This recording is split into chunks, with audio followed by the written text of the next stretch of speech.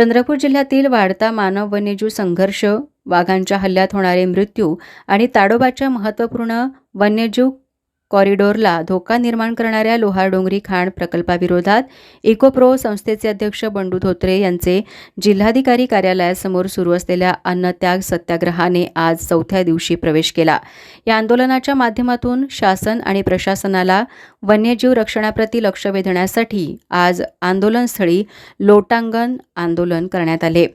ताडोबा अंधारी व्याघ्र प्रकल्प ते उमरेड करहांडला तसेच नवेगाव नागझिरा या अतिशय संवेदनशील व्याघ्र भ्रमण मार्गातील प्रस्तावित लोहारडोंगरी लोहखनिज खाण रद्द करण्यासाठी सुरू असलेल्या सेव लोहारडोंगरी सेव ताडोबा या ऑनलाईन मोहिमेला अभूतपूर्व यश मिळत आहे। अवघ्या काही दिवसात या याचिकेने 25,000 स्वाक्षऱ्यांचा आकडा पार केला असून हा प्रकल्प रद्द करण्यासाठी आता जनचळवळ अधिक तीव्र झाली आहे। चंद्रपूर हा वाघांचा जिल्हा म्हणून प्रसिद्ध आहे, पण गेल्या काही वर्षामध्ये तो वाघ आणि मानव यांचा संघर्षाचा जिल्हा म्हणून जास्त प्रसिद्ध होत चालला आहे। गेल्या 5 वर्षात 200 लोकांचा मृत्यू वाघाच्या हल्ल्यामध्ये झालेला आहे। मागच्या वर्षभरात 47 लोक या जिल्ह्यातले वाघाला बळी पडले आहेत आणि केवळ ब्रह्मपुरी विभागामध्ये 18 लोक बळी पडले आणि त्याच विभागात शासनाने लोहारडोंगरी या लोह खनिज खाणीला मान्यता दिलेली आहे। त्याच्या विरोधात बंडू धोत्रे हे अन्नत्याग सत्याग्रहावर बसलेले आहेत।